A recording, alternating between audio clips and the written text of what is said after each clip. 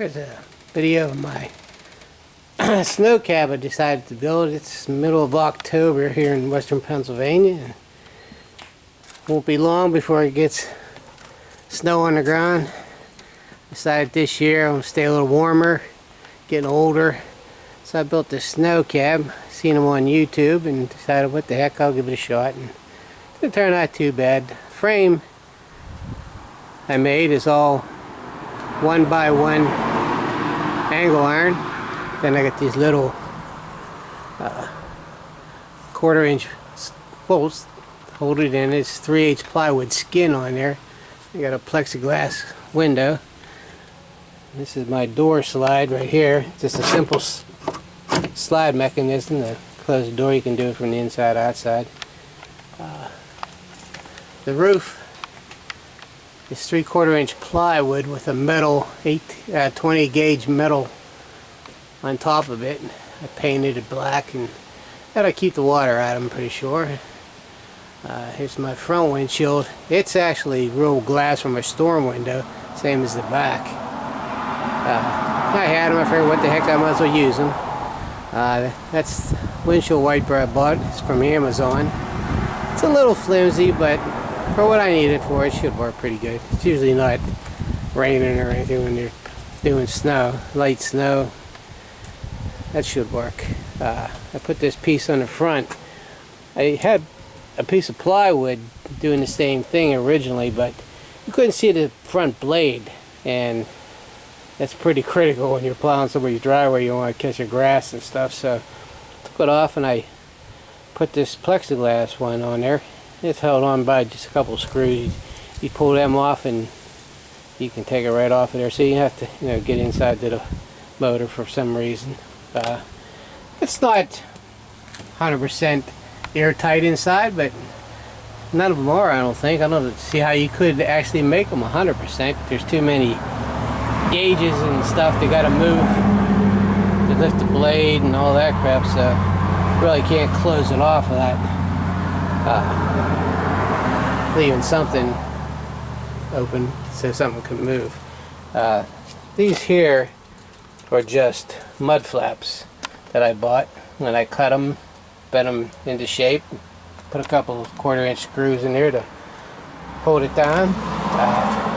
See right here, the frame I made, this piece here comes down, and right here I took that step bolt out and put an angle iron across the back and up and drilled a hole in it and put that bolt back in, and that held this frame in, other than its bolt to the fender.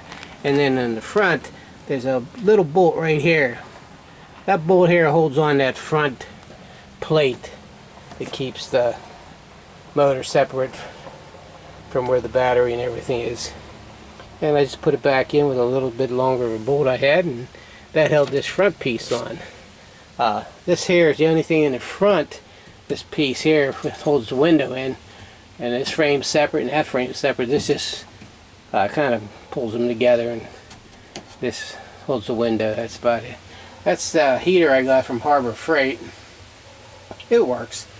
You turn it on, the light comes on. There's a little fan in there.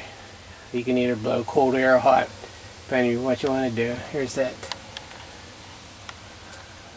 windshield wiper I got from Amazon.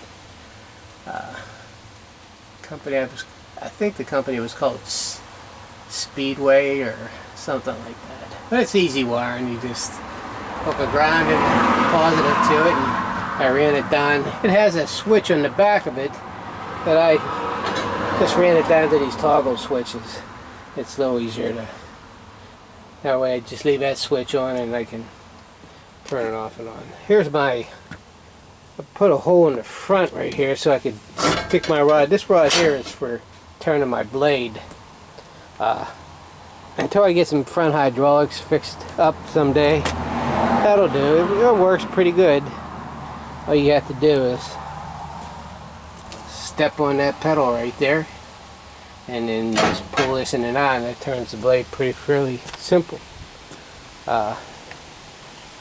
Everything else come out pretty good. I mean, it's, for making it out of wood and angle irons, A little rough, but it works pretty good. I wanted to leave these lights so I could see them, so I just kind of angled over on the corners and brought it up to nothing at the top and welded it together. That came out good. I left a little trap door right here. Take these two wing nuts out and you can drop that panel down, and if you had to get to the gas tank or whatever, but you can fill it from the other side too. I put some LED lights on the back so you can see it. This thing's awful tall. My wife says, "Why'd you make it so tall?" I said, "Well, you got to get in the thing, so when you're getting in, you're standing up. You can't, you know, be ducking down, banging your head all the time. So that's why it's so tall. It looks, you know, kind of like a phone booth riding down the road, but it works." So everything else, pretty pleased with. Here's a slide bolt from the outside. It's just a simple slide bolt, a little stiff until it wears in. I put paint on there, but it works. Here's a close-up of the heater. Like I say, it's just a simple on-off switch, and on the bottom is the heat and the fan, and then on top there's a light here, and the heater's here, and this is just to tell you it's on, I guess. You see a little red light in there. Like I said, you can't get them 100. You see little air gaps down there, especially down in the bottom. But you can't close it off because this has to move. And on the other side, you got the same thing that's connected to that. And but it's fairly airtight, I believe. And we'll see how it works. Everything else didn't come out too bad. Alrighty. You make one, maybe you can steal some ideas. Alright, later. Bye.